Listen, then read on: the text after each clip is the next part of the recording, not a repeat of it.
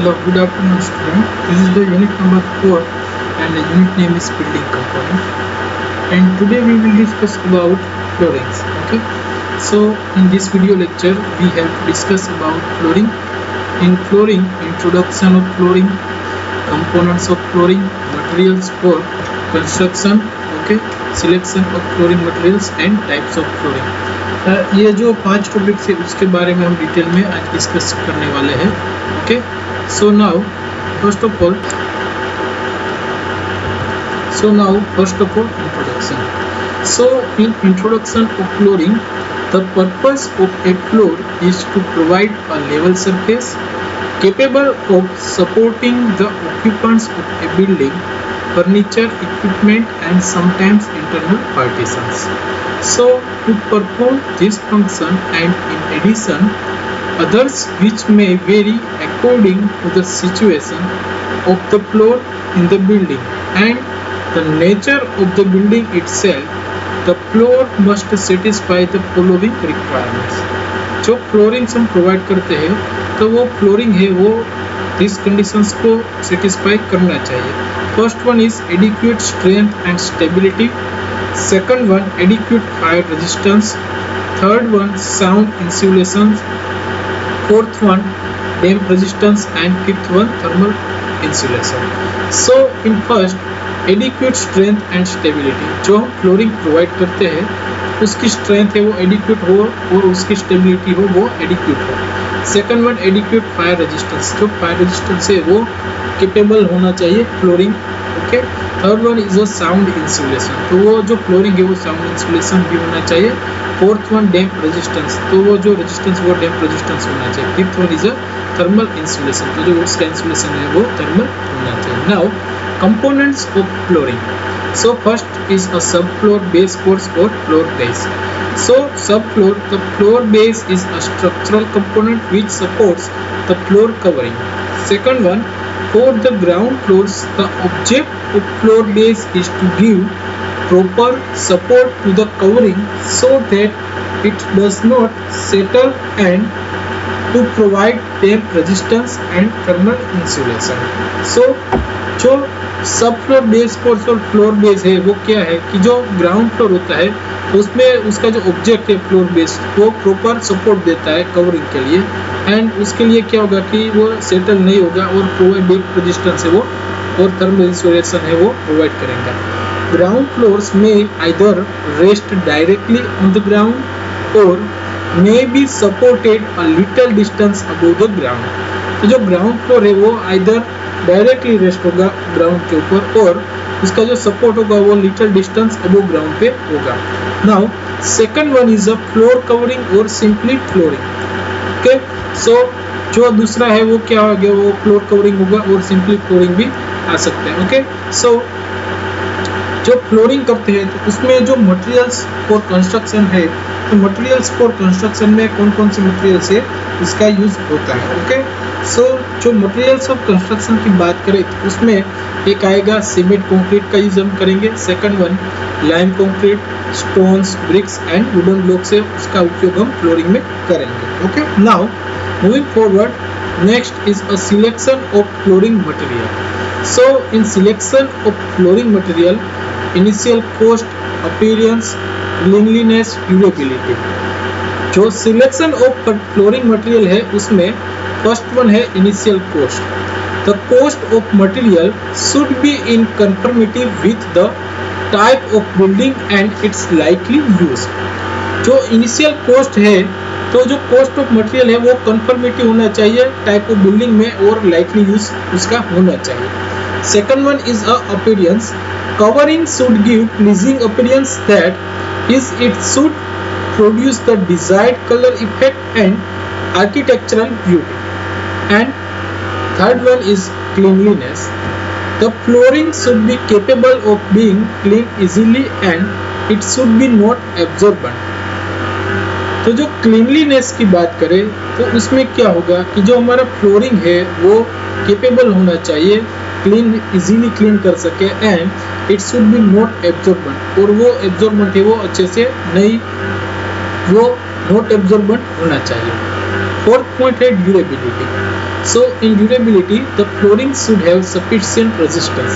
जो flooring है उसमें sufficient resistance होना चाहिए to wear, temperature changes and disintegrations with time and decay, so that long life is obtained. So जो flooring है उसका durability है वो ज़्यादा हो सके. Now selection of flooring material में extra point है damp resistance.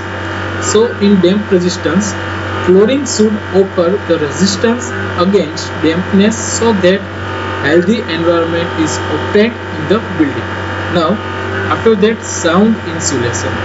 The flooring should insulate the noise. Also, it should not be such that the noise is produced when users walk on it. Now, thermal insulation. The flooring should offer reasonably good thermal insulation so that comfort is imparted to the residents of the building. Now, smoothness. The flooring material should be smooth and should have even surface, however it should not be slippery. जो डैम्प resistance की बात करें, flooring है वो resistance against dampness के सामने होगा, so healthy environment है वो ऑब्टेन कर सके बिल्डिंग में. उसके बाद साउंड इंसुलेशन. जो फ्लोरिंग है वो इंसुलेट नॉइज से होगा और it should not be such that the noise is produced when users work on it. Now thermal insulation.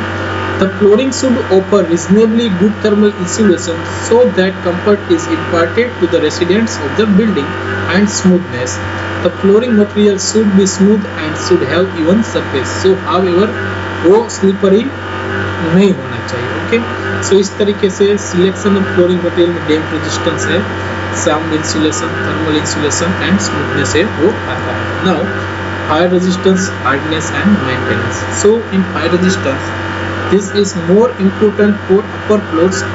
Flooring materials should offer sufficient fire resistance so that fire barriers are obtained between different levels of the building. Hardness.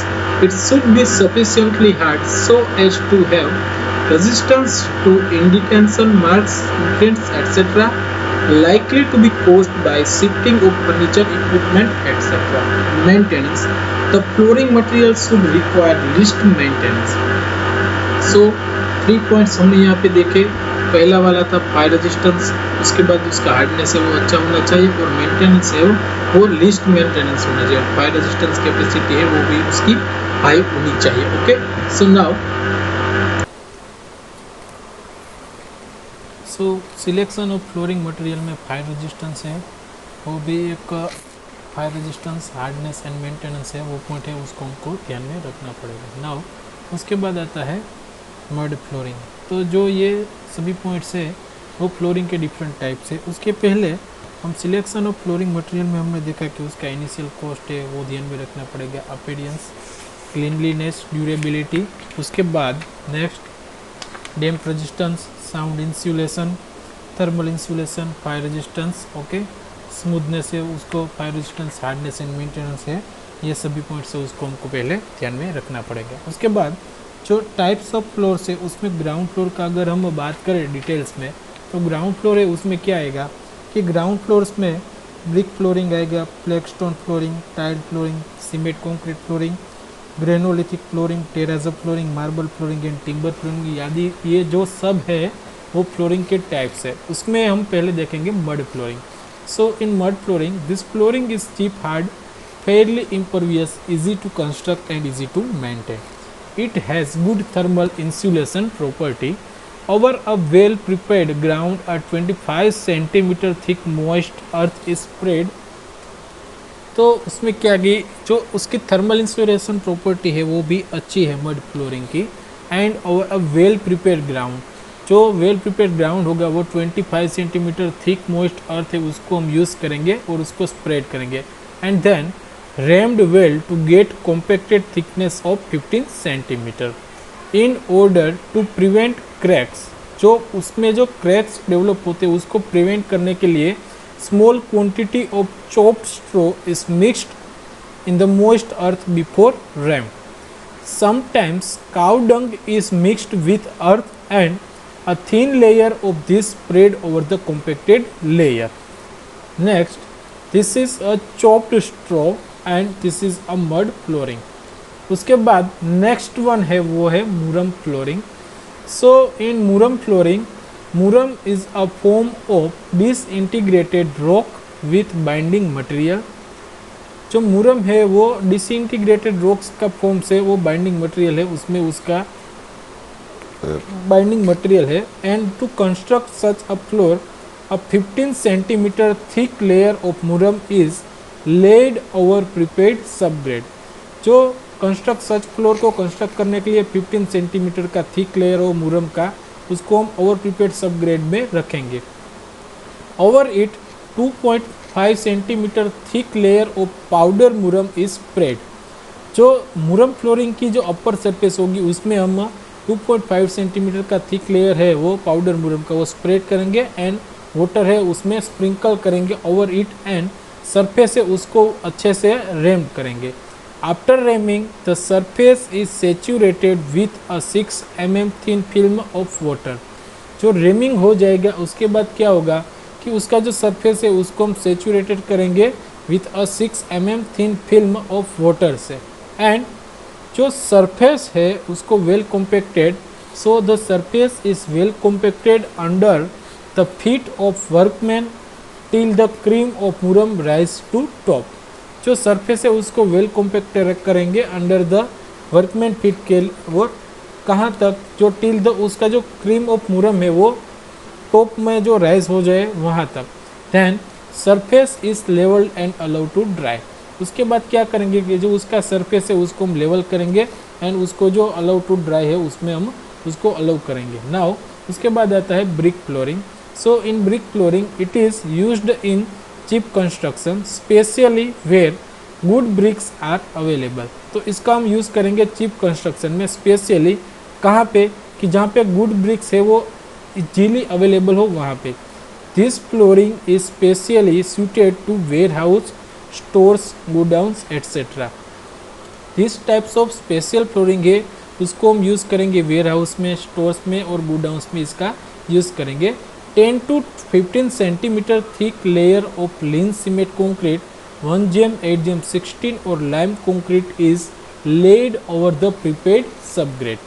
This forms the base course over which bricks are laid flat on 12 mm thick mortar bed in such way that all the joints are full with mortar।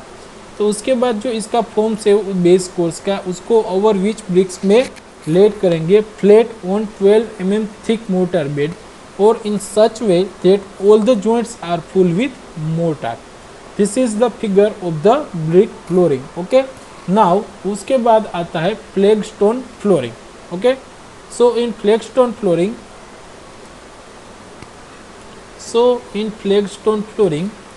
Flag stone is sandstone available in 2 centimeter to 4 centimeter thickness in the form of stone slab of square 30 centimeter by 30 centimeter, 40 centimeter by 45 centimeter by 45 centimeter, 60 centimeter by 60 centimeter, or rectangular size 45 centimeter by 60 centimeter।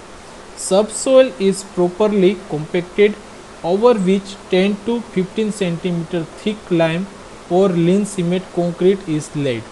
This forms the base course। The flagstones are then laid over 20 to 25 mm thick layer of bed mortar। In laying the slabs, work is started from two diagonally opposite corners and brought up from both sides। So in flagstone flooring, generally flagstone is sandstone available in 2 centimeter to 4 centimeter thickness है उसका, and जो form of stone slabs है वो square रखेंगे 30 centimetre by 30 centimetre, 45 centimetre by 45 centimetre, 60 centimetre by 60 centimetre, और rectangular size है उसका 45 centimetre by 60 centimetre. Now subsoil is properly compacted करेंगे और उसमें 10 to 15 सेंटीमीटर थिक लाइम और लेन सीमेंट कंक्रीट पे लेड करेंगे, एंड जो for this forms the base core, और इस तरीके से हम बेस कोर से पहले प्रिपेयर करेंगे। The flagstones are then laid over 20 to 25 mm thick layer of bed mortar. In laying the slabs, work is started from two diagonally opposite corners and brought up from both sides. This is a flagstone flooring. Now, moving forward, another one is cement concrete flooring. So, in cement concrete flooring, this is commonly used for residential, commercial, and even industrial building. It is moderately cheap, quite durable, and easy to construct. The floor consists of two components, base concrete and second one is topping or wearing surface. Now, they are constructed either monolithically or non-monolithically.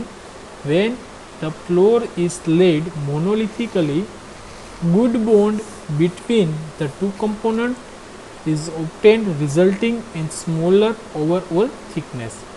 However, such a construction has three disadvantages. So cement concrete flooring है उस generally residential, commercial और industrial building में उसका use होता है. वो moderately cheap है, quite durable है, वो इजीली कंस्ट्रक्ट उसका कर सकते हैं. Now floor consist of two components में बेस कंक्रीट है और टॉपिंग और वियरिंग सरफेस में. दे आर कंस्ट्रक्ट है वो आइदर मोनोलिथिकली और नॉन मोनोलिथिकली यूज़ होता है. जो फ्लोर है वो मोनोलिथिकली अगर हम लेट करें तो उसमें good bond between the two components obtain हो गए, रिजल्टिंग स्मॉलर और ओवरऑल थिकनेस में. And however such a construction has three disadvantage. उसमें three disadvantage. First one, topping is damage during subsequent operations. Second one, hair cracks are developed because of settlement of freshly laid base course which has not set. Third one, work progress is slow because to wait till the initial setting of base course. Hence, in most of the cases, non-monolithically construction is preferred. And the base course may be 7.5 to 10 cm thick, either in lime cement concrete 1gm 3gm 6 to 1gm 5gm 10 or lime concrete containing 40% mortar of 1gm 2 lime sand and 60% coarse aggregate of 40 mm nominal size. When base concrete has harden, जबकि base concrete है वो harden हो जाएगा तो उसमें क्या होगा कि जो उसका सरफेस है उसको ब्रश करेंगे with stiff broom and clean thoroughly करेंगे. And it is wetted the previous night and excess water is drain. Now cement concrete flooring में this is the figure of cement concrete flooring. The topping consist of 1gm 2gm 4 cement concrete laid in desired thickness, usually 4 cm in one single operation. Other alternate layers are then laid after 72 hours so that initial shrinkage of already laid panels takes place, thus eliminating the cracks. The prepared surface is protected from sunlight, rain, other damages for a period 12 to 20 hours. The surface is then properly cured for a period of 7 to 14 days. तो इस तरीके से जो cement concrete flooring है उसमें जो topping है वो कंसिस्ट होगा 1gm 2gm 4 सीमेंट कंक्रीट में, laid desired thickness usually 4 cm इन one single operation.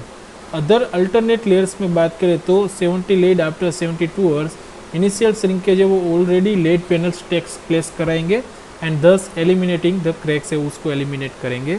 The prepared surface is protected from sunlight, rain, other damages for a period 12 to 20 hours. The surface is then properly cured for a period of 17 to 14 days. And this figure is cement concrete flooring. Now, उसके बाद next one है वो है terrazzo flooring. So in terrazzo flooring, it is very decorative and has good wearing properties. The flooring is however more expensive. जो terrazzo flooring है वो very decorative type का है और उसकी wearing properties है वो भी अच्छी है.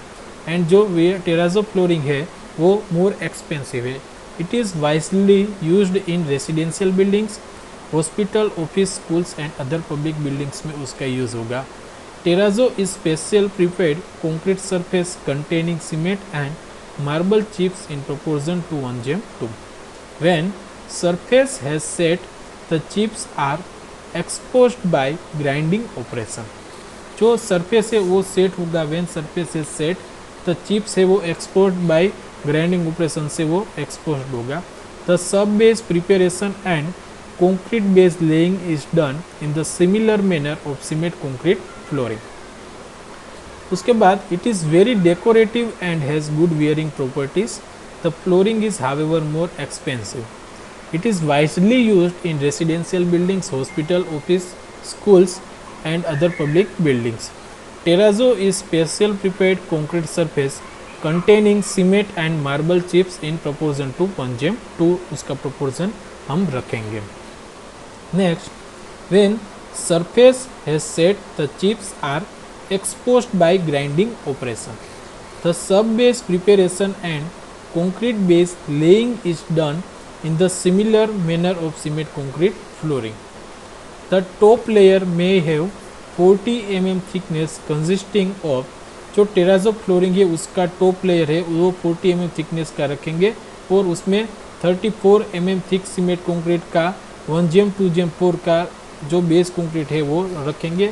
सेकंड वन जो 6 mm थिक टेराजो टॉपिंग है वो पहले उसके ऊपर हम रखेंगे। Now concrete of the grade 1:2:4 is then laid in alternate panels leveled and finished to rough surface. जो कंक्रीट ऑफ ग्रेड है वो 1:2:4 है उसको रखेंगे एंड देन उसको अल्टरनेट पैनल में लेवल करेंगे and finish to rough surface, और जो उसका रफ सरफेस है उसको हम फिनिश करेंगे। When the surface is harden, जो उसका सरफेस है वो हार्डन हो जाएगा, सो उसके बाद जो टेराजो मिक्स है वो लेड हो जाएगा। Terrazzo mix is laid and finish to the level surface, और उसका लेवल सरफेस उसको हम अच्छे से फिनिश करेंगे। Additional marble chips may be added during the tamping and rolling operation so that at least 80% of the finished surface so exposed marble chips. The surface is then floated. उसके बाद जो उसका upper surface है उसको हम floated करेंगे and travel करेंगे and left to dry for 12 to 20 hours, और उसके बाद उसको लेफ्ट करेंगे ड्राई करेंगे 12 से 20 आवर्स तक के लिए। After that the surface is cured properly for 2 to 3 days। उसके बाद वो जो सरफेस है उसको हम क्यूरिंग करेंगे अच्छे से 2 से लेके 3 दिन के लिए। The first grinding is done preferably by machine using coarse grade number 60 carborundum stones using plenty of water. The ground surface is then scraped and cleaned. Cement grout of cream like consistency is then applied and is cured for 7 days. Then second grinding is done with carborundum stones of fine grain number 120. Now the surface is cured for 4 to 6 days and final grinding is done with carborundum stone of 320 grit size. जो surface है उसको cure करेंगे 4 से लेके 4 से लेके 6 दिन के लिए एंड फाइनल ग्राइंडिंग है वो अच्छे से हम कर डालेंगे विथ कार्बोरंडम स्टोन से 320 ग्रिट साइज में। The surface is थ्रूली scraped and cleaned using plenty of water. Wax polish is applied, उसके बाद जो उसमें वैक्स पॉलिश है उसको अप्लाइड करेंगे with the help of polishing machine. Wax polish को अप्लाइड करेंगे with help of polishing machine and to get final glossy surface, and this is the figure of terrazzo flooring. Okay, thank you. Now this video lecture is here over.